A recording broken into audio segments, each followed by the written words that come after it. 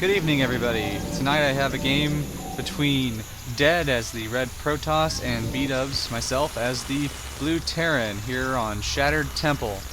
We've got a interesting game today where I'm going to be showing a build I've been using recently that seems to be working well against the current meta game, Terran and Protoss. I've seen it work fairly well against Zerg and even Terran opponents. A lot of people just aren't really seeing it coming, although I think it was a fairly common build back in the day. Basically, what I'm going to be going for is a quick Hellion rush, timing push based on bringing out a medivac and getting the Hellion upgrade at roughly about the same time. The idea behind this whole system is that each Hellion, when using the pre-igniter upgrade that's built at the what's it called, the factory, will gain just enough of an attack boost that if you have 3 of those Hellions hit a single probe, it will destroy the probe basically at once. And since the Hellions attack in a straight line, if you can force your opponent into keep making their probes run away in a straight line, you can take away a dozen or so probes in one go. It's really quite a good strategy for damaging your opponent's economy. Now, as we'll see here, we've got the Protoss doing a fairly standard opening. Gate straight into Cybernetics Core into robotics facility. They're going for the robotics facility mostly because they're assuming that I'm going to be going for the standard Marine Marauder medevac build, which is the common build that most Terrans go against Protoss, and most Protoss assume that Terran's going to be going if they're just out of the blue, basically. And we'll see if we go into Dead Vision. He hasn't even bothered to scout me. He just assumes that's what I'm going for because that's what everybody goes for. I mean, he's bringing out a probe now, but he's going to find out here in a second, after building 2 robotics bays, that it's a bit late, and I'm not actually going with the standard Marine Marauder medevac build, which is going to throw a bit of a monkey wrench at his plan. Now, he is going dual Colossi, which is a better counter to my build, which transfers from these Hellions into a tank play, which would be unusual. So Colossus are a better tank counter. You'll see me actually see this guy in a second. There we go. Anyway, Colossus make for a good tank counter due to their overshield, which gives them the ability to absorb the heavy tank damage. Now let's go back into standard everyone view. You see I've put 3 of these Hellions into a medevac. I'm going to bring it along the back of his base here and just try to get a line of these probes. Beyond that, I'm transferring into what would be kind of a hybrid of the Marine Marauder medevac build with some Banshee play, as I have a feeling if they're going to be countering a Marine Marauder medevac, they'll probably be using something that like Colossus, which can only attack ground units. So if I'm using something like a Banshee, I'll be able to pick those things off rather easily without taking damage back myself. And since I'm going to be going for an attack, I'm also building a command center so I can both attack and expand at the same time. You know, just standard play. I find that expanding while you're putting your opponent on their back foot is the best time to do it. Now you see here, the 3 Hellions are coming in. They fire. I put them right in the middle here.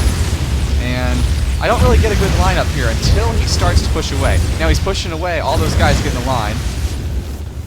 Bam! Right there. And I just get the Hellions out of there. Pick them up. Fly away. Well, fly away now. You see, he's just sitting there like, okay, where'd he go? Brings his guys back in. Let's see how much we got, by the way. If we look at the unit loss tab, we'll see he lost 22 units. All of them probes. That's huge. I'm currently up by 10 workers. Run off of 1 base. Now, he's going to expand here pretty soon, but he's not quite there yet. But I've basically just cut his economy down. There's not much you can do. I built my command center. I should be upgrading it here pretty soon. Yep, there it goes. Or no, I guess I'm still pumping money into tanks. I figured by doing this to him, I'd be forcing him into counterattacking me, or else droning up really hard.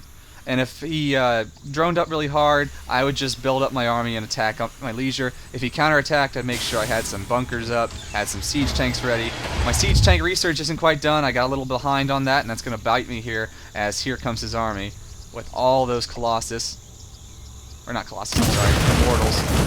Now, what I also should have done is try to bring in some SCVs to heal up those bunkers, but I didn't do that either. I just made several mistakes here in defending my own base from counterattack. I did get the Banshee out, but it's not going to be any good because it can't even cloak to the Observer. Got 2 Banshees up. Now he's going to actually put a little bit of pressure on me here. He's going to take out this Rax. It's going to burn down. He's going to try to get rid of this factory because he knows that's where all my tanks are coming from. Now this is where he makes a mistake. I destroyed all of his anti-air units with those Banshees. He probably should have pulled back here because even if he gets a couple of my units, it's really not going to be that big a deal. Like here, we're going to check the units killed tab. I mean, he's gotten 15 of my units. A couple of my workers here. 6 of my workers now. But I got my Banshees coming in, taking out the last of his units. Basically, he just kind of sacrificed those last few Immortals for no reason. And now I've got a defensive line building up with these tanks going. And as soon as I destroy that Immortal, I'm going to use the excess resources that I've got building up and start rebuilding my barracks for a stronger push. Also, this has been sitting here for a little while. Wasn't able to expand while he was attacking me. I'm going to quickly actually follow through the expansion. Which notice he hasn't been, the Protoss hasn't been able to do either. He's just now getting to the point where he's got a handful of drones or probes left. He's trying to chrono boost out some guys. He's just really far behind. He wasn't even able to go into research for his Cybernetics core. And here I am again, going in for another Hellion push. I get pretty much everything at this point. There goes the last of his probes. He's got nothing and he just leaves. And that was it. Quick little game. Wiped him out. More or less with the Hellions. I only ever landed in his base with the Hellions. Beyond that, I just defended my own base. Naturally, you're not going to assume that you're going to be winning just with the Hellions, as you see here. I've got his units out of position, and I was going to come in here with a Banshee push. I figure anything that's, if anything, all his units are going to be down here at this point. I was going to hit him with some tanks, and here in a moment, I was going to have a whole bunch of Marine Marauder medivac coming out of these barracks, so I had a different transition ready. This was going to either head down here or head over here. You just got to keep the pressure on, keep varying the pressure. That's always how it goes. But really, you got to hit them differently than what they're expecting, especially these days where they're always expecting you to hit them with stuff coming from the barracks. The Protoss players are getting very good at countering that, especially mid to late game when those High Templars come out. It just completely screws you up unless you're very good at your ghost play.